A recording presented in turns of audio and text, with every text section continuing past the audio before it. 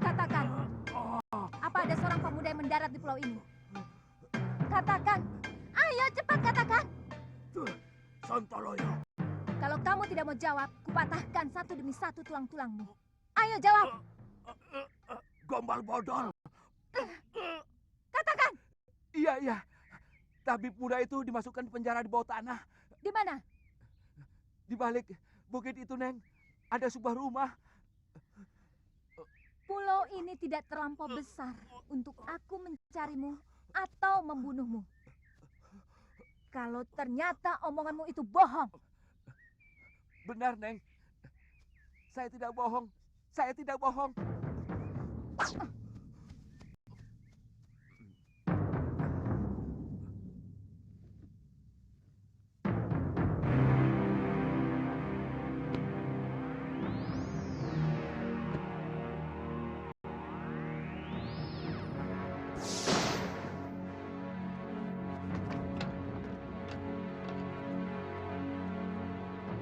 Jangan berlagak jago di sana. Biarkan kami tetap di sini.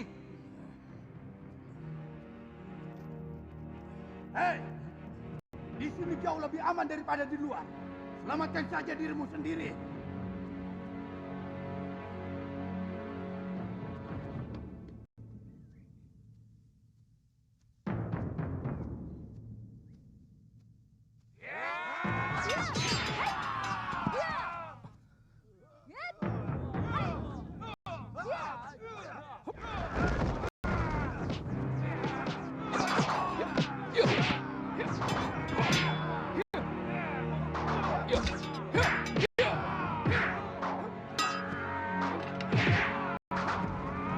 Kurang ajar. Benar-benar luar biasa anak muda itu.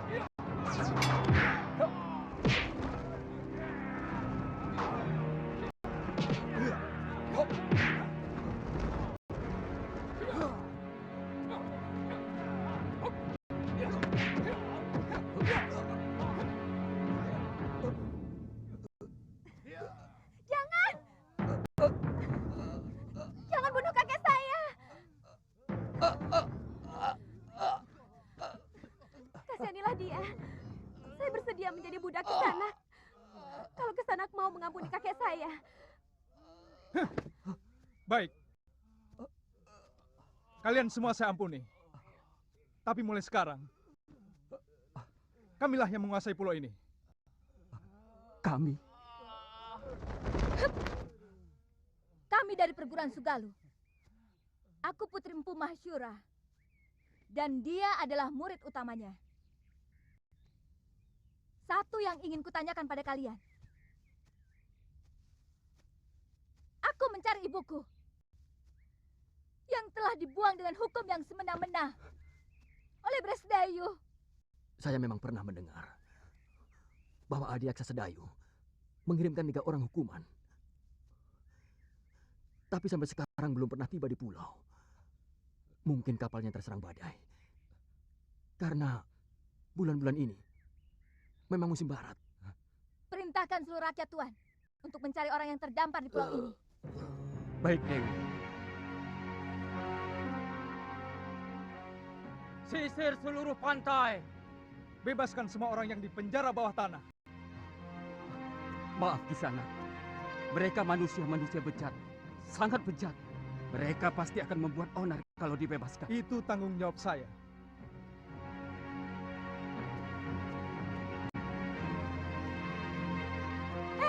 Siapa kamu? Dia cucuku Dewi. Saya tidak tanya kamu. Nama saya Kalyana Tantri, cucu kakek Kalapati. Dia yang telah menyelamatkan saya dari keroyokan ular dan kalajengking di penjara bawah tanah. Jangan coba-coba menggoda kekasihku. Aku bisa melakukan kekejaman yang lebih dari kakekmu.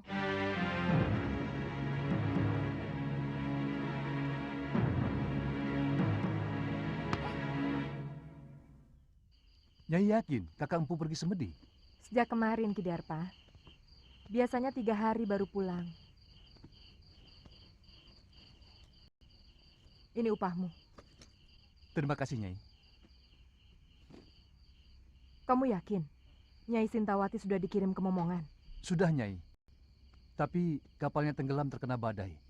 Jurumudinya selamat bisa mencapai ujung genting dan melaporkan kepada saya. Jangan-jangan Jangan khawatir, Nyai. Tidak mungkin orang bisa menyelamatkan diri dari kapal tenggelam. Jurumudi itu bisa selamat karena kebetulan mengapung di atas kepingan papan kapal. ya sudah. Baik.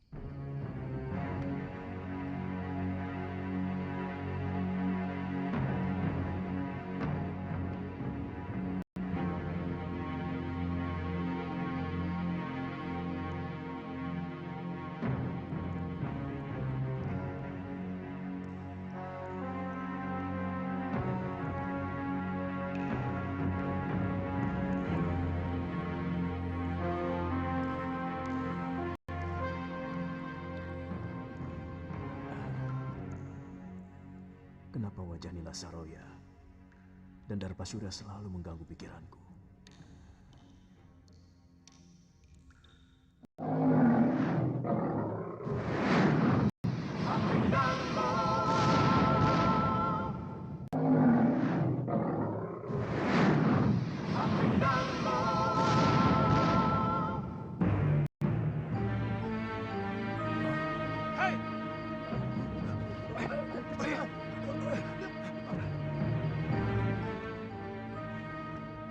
Ada apa? Maaf, Nyai. Kami kira maling yang mau menyusup ke dalam balai pusaka. Apakah tingkah laku saya seperti maling? Maafkan saya, Nyai. Kakang Mahasyura menyuruh saya untuk membersihkan bilik pusaka Padepokan sebelum berangkat bersemedi. Dan sekarang saya baru sempat.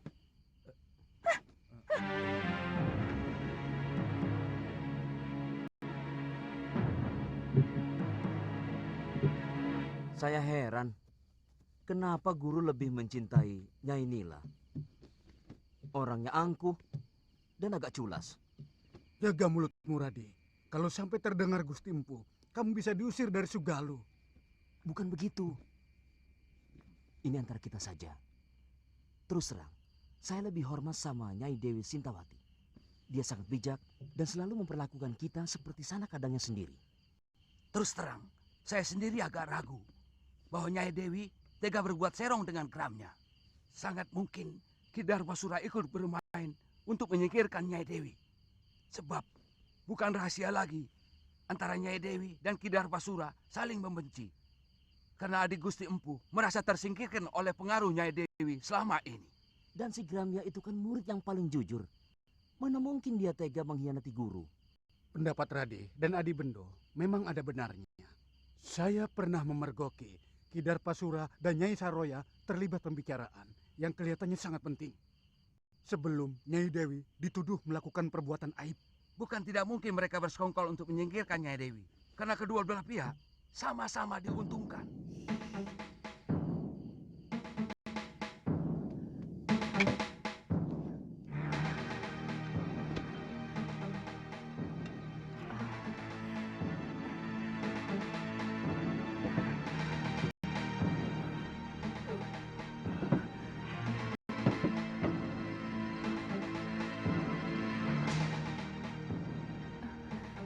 Dasyandriya.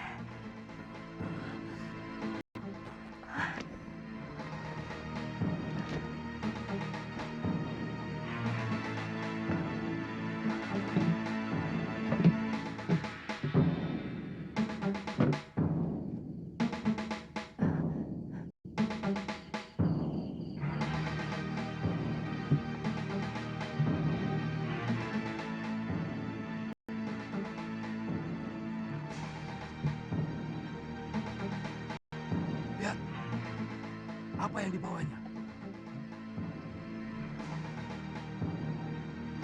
Jangan-jangan dia mencuri pusaka padepokan. Itu tanggung jawab kita. Apalagi Gusti Empu sedang seperti. Ini. Ada apa lagi? Maaf Nyai, rumah pusaka ini tanggung jawab kami. Apa yang Nyai bawa? Bukan urusan kalian. Kami bisa digantung kalau ada selembar benang pun yang hilang dari bilik pusaka itu. Maaf, berikan kepada kami buntelan itu, Nyai.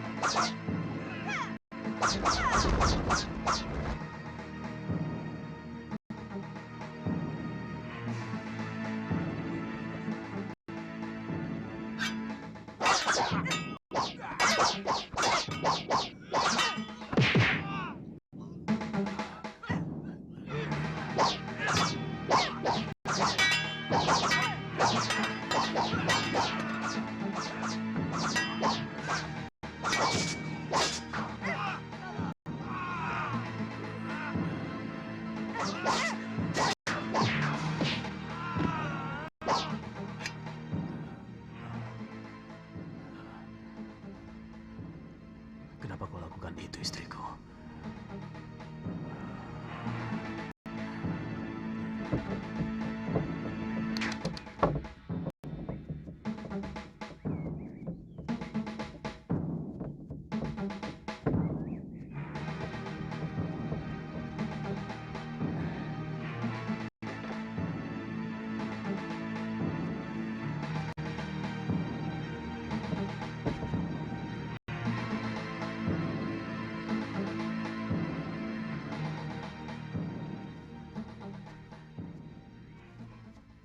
Maaf, agak terlambat. Saya harus menangani orang-orang yang Nyai bantai semalam. Terpaksa saya lakukan, Ki. Mereka mau menghalangi saya. Kita berangkat sekarang? Rencana Nyai sudah benar-benar mantap.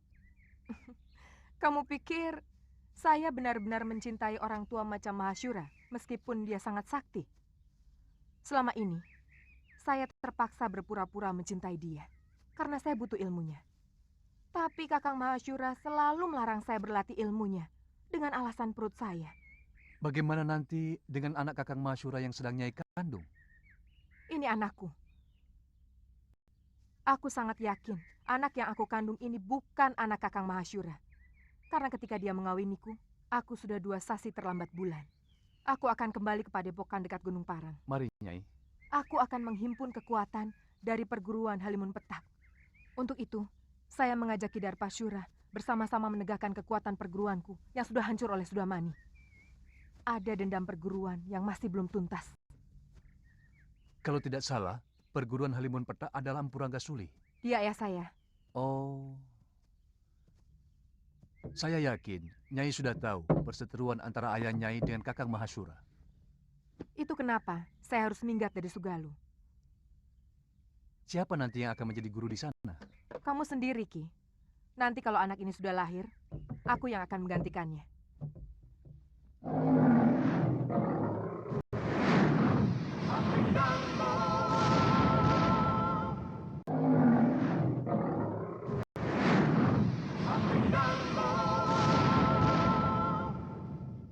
Sangat janggal kalau sebuah negara tidak memiliki raja.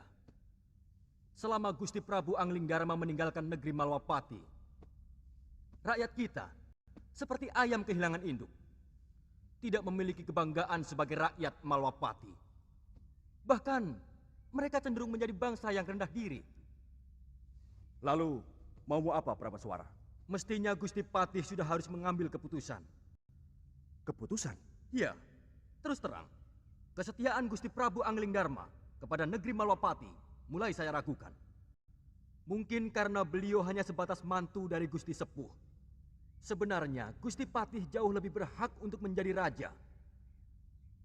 Karena kalau saja tidak ada sayembara memperebutkan mendiang Gusti Dewi Setiawati, maka Gustilah yang seharusnya menjadi raja. Sayembara itu yang mengadakannya adalah aku, bukan Romo Prabu.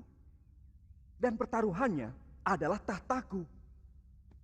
Di samping adik kandungku yang sangat kucintai, Dinda Setiawati.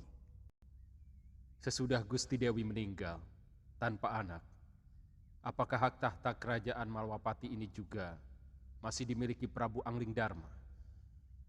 Atau sebenarnya sudah batal? Terus terang, kami tidak pernah berpikir sampai hal itu. Saya tetap rela adik Prabu memegang tampuk kekuasaan. Meskipun Dinda Setiawati telah tiada. Ini menyangkut tanggung jawab beliau, Gusti Pati. Sungguh sangat berbeda. Seorang pewaris asli dan seorang yang hanya menerima pemberian. Jangan menggoyah keyakinanku, Katiwanda. Janji seorang satria itu pantang mencela-mencela. Pagi kuning, siang merah, malam hijau. Gusti akan membiarkan negeri ini semakin kerdil tanpa kemajuan setapak pun. Karena tidak adanya raja.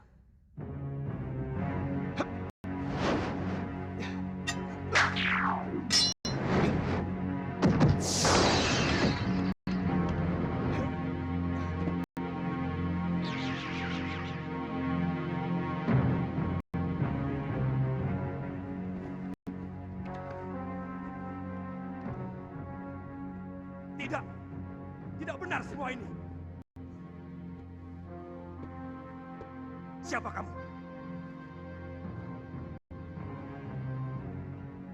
Apa aku sudah banyak berubah, Kakang Madrin? Adik Prabu seorang yang sangat santun. Sedangkan caramu datang sembunyi-sembunyi seperti maling. Maafkan aku, Kakang Madrin. Sebenarnya aku ingin membuat sebuah kejutan kepada kalian. Tapi mendengar pembicaraan kalian barusan, membuat aku kurang bernafsu. Maaf, aku masih menyaksikan kebenaranmu sebagai Prabu Anglingdarma. Apakah kamu sanggup meyakinkan aku bahwa kamu adalah rajaku?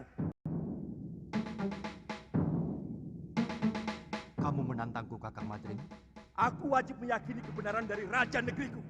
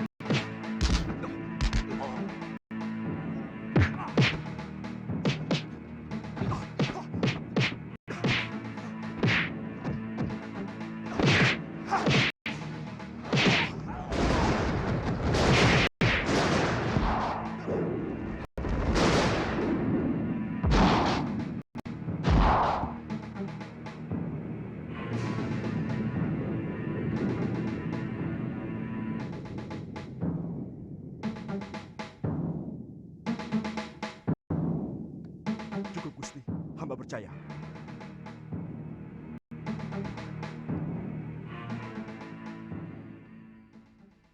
Pengembaranku ternyata tidak sia-sia, Kakang Madrin. Aku bisa melihat langsung apa yang terjadi di kalangan rakyatku. Berbagai macam bentuk kehidupan yang selama ini belum pernah saya lihat dari tembok ke daton. Sudah merupakan kebiasaan. Seorang Prabu biasanya cukup melihat kehidupan rakyatnya lewat laporan para tumenggung dan adipati. Adipati menerima laporan dari para kubu dan bekel. Bekel menerima laporan dari Jagabaya dan para kepala kampung. Itulah kenapa banyak raja yang menjadi membambung. Maksud Adi Prabu? Banyak rakyat yang menderita. Tapi raja tidak mampu melihatnya. Tidak sedikit rakyat yang menjerit karena penderitaan mereka. Tapi kuping raja sama sekali tidak bisa mendengar. Karena semua laporan kehidupan yang masuk ke dalam kedaton sudah disaring dan diberi bedak. Supaya kelihatan indah, adem ayem, toto tentrem, kerto raharjo. Tidak baik seorang raja harus memikirkan hal-hal sepele seperti itu. Semua itu cukup ditangani oleh para rakyat dan tumenggung. Sebab ada yang jauh lebih penting dari urusan tetek bengek seperti itu. Adalah bagaimana supaya bisa menjaga wibawa.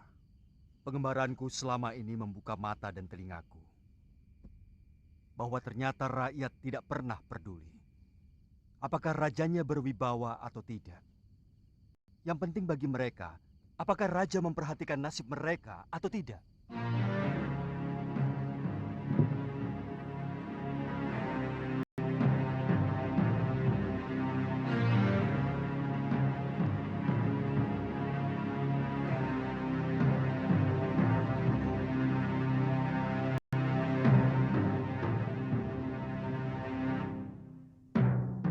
Semua kitab pusaka terbaik ciptaanku dicuri. Aku yakin ada orang lama perguruan Sugalu yang mempengaruhi istriku.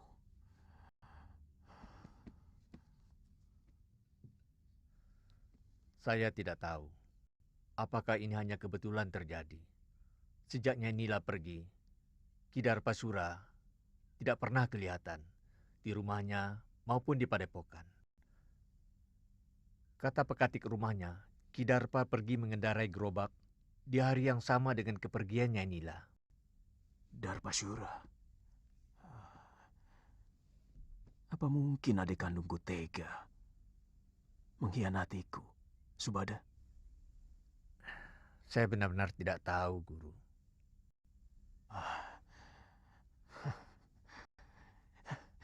Siapapun boleh meninggalkan padepokan Sugalu ini. Tapi tidak dengan cara buruk seperti ini.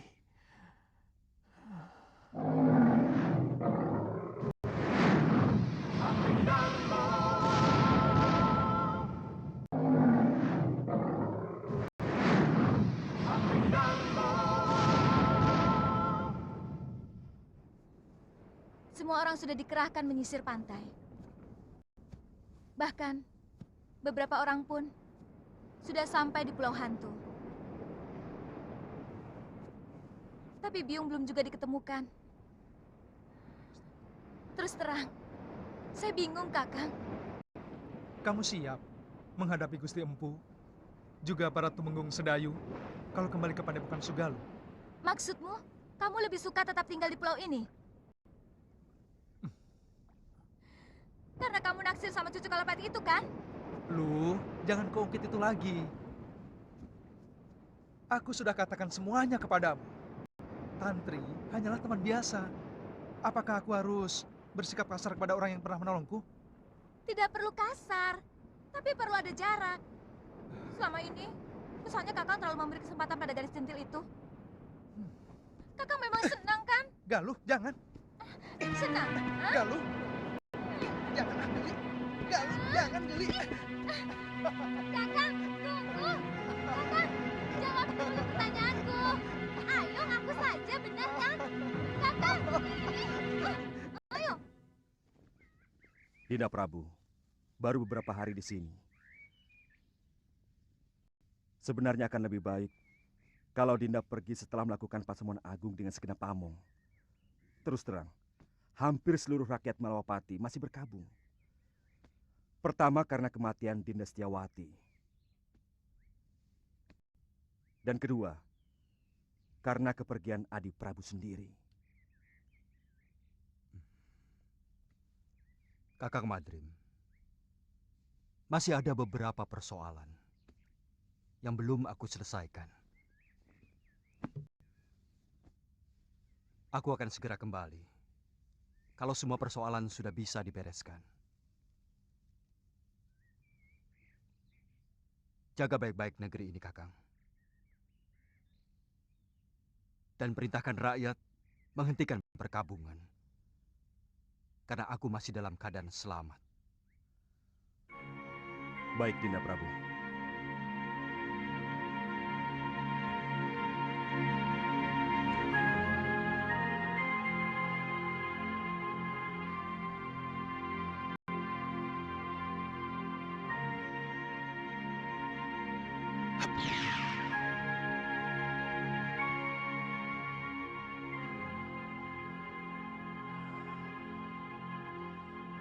Aku ingin tahu apa yang sebenarnya Nyai Prabu lakukan.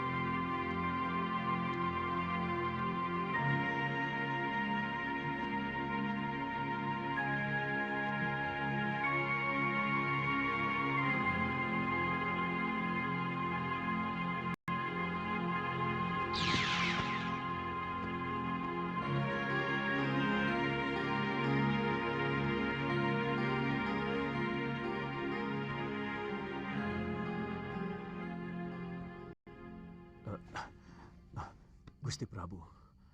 Guru menangis? Mana? Mana Nini Saroya?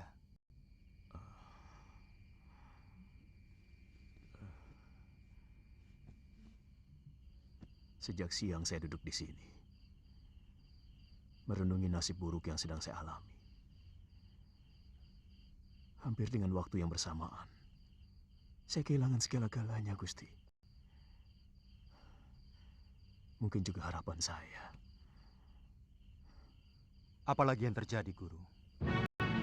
Rupanya itu Guru Dinda Prabu. Terus terang, hati kecil saya tidak percaya bahwa Sintawati melakukan aib yang menjijikan itu.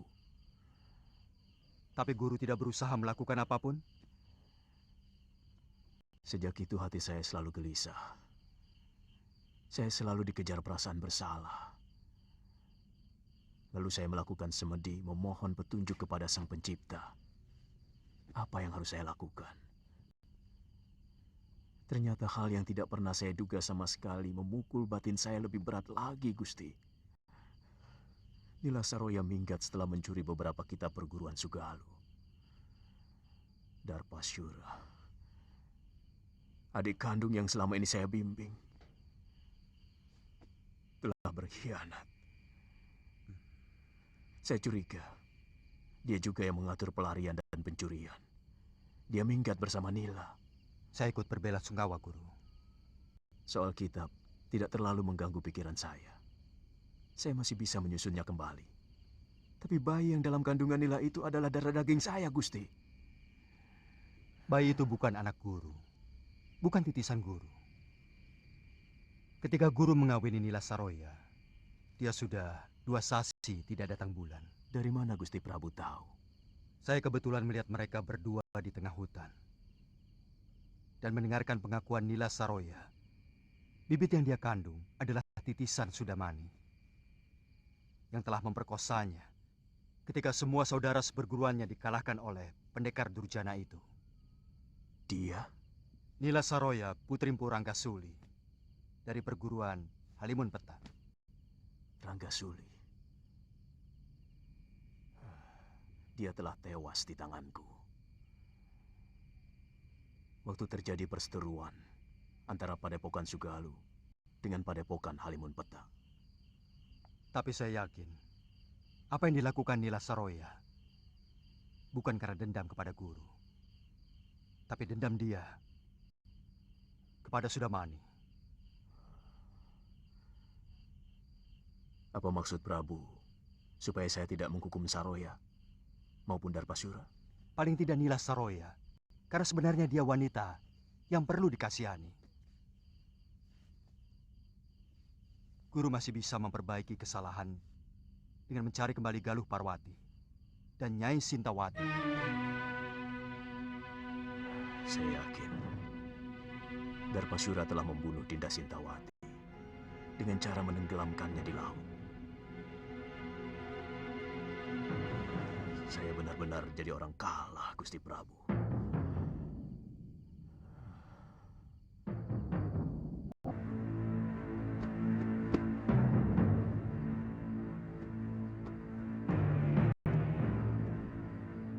Bagaimana kalau guru tidak mau menerima kita?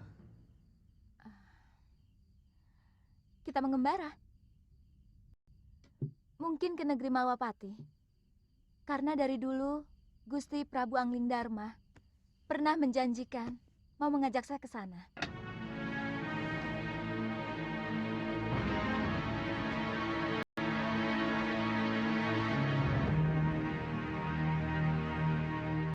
Saya sudah minta dibuatkan ketupat untuk bekal selama pelayaran kita. Dengan jung kecil, kemungkinan kita akan jauh lebih lama dari pelayaran kita ke pulau ini. Kita harus mengatakan pada Kalapati bahwa dia tetap hanya seorang wakil penguasa di pulau ini. Karena kita telah menaklukkan mereka. Kamu masih menginginkan untuk menguasai pulau menjijikkan ini, loh. Sekedar supaya dia tahu bahwa dia orang taklukan.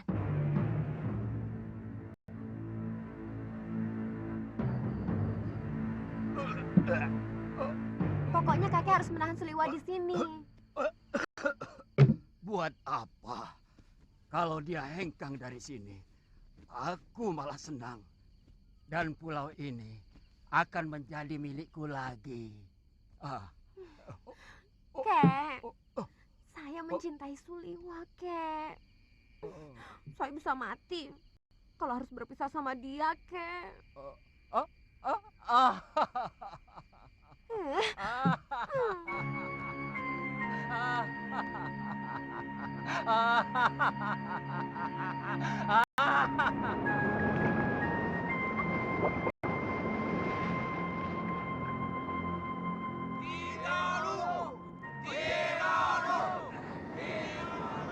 Kakang, Kalapati masih belum kelihatan. Kakang! Kakang Seliwa! Kakang! Dia lagi. Kakang Seliwa! Kakang! Ada apa? Kakek, tolong kakek.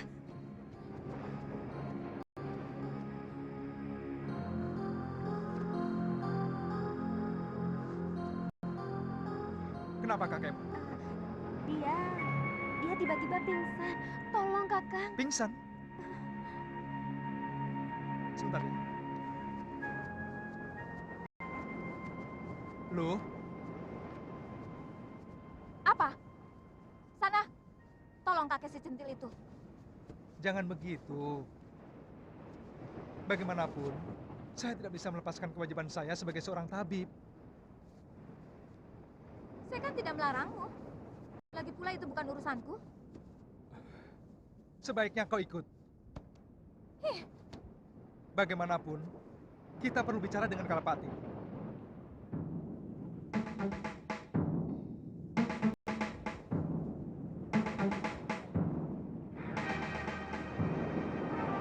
hah, di mana dia? Di rumah.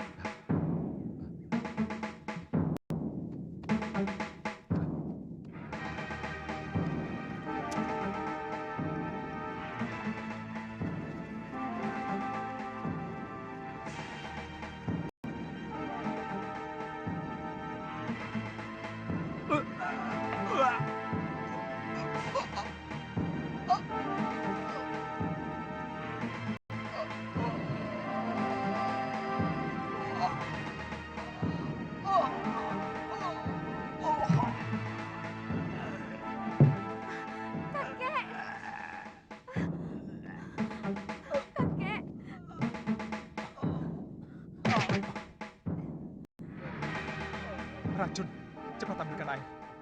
Kakekmu terkena racun ikan gelembung dan bunga karang darah. Baik.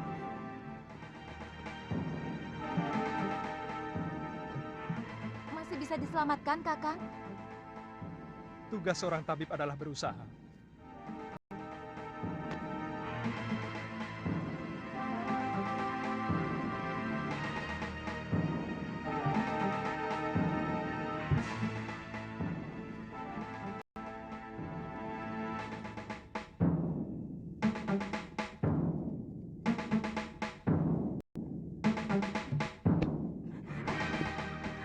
Heh, kenapa kamu tampak senang melihat kakekmu yang sekarang itu?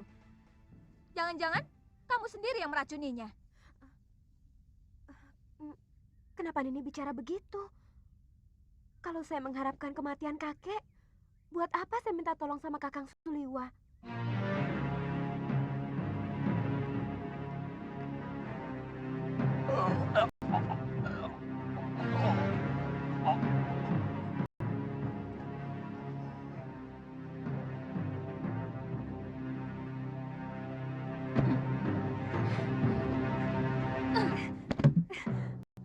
Jangan berani-berani menggoda kekasihku, Tantri. Saya juga mencintai Kakang Liwan ini. Kamu bisa kubunuh.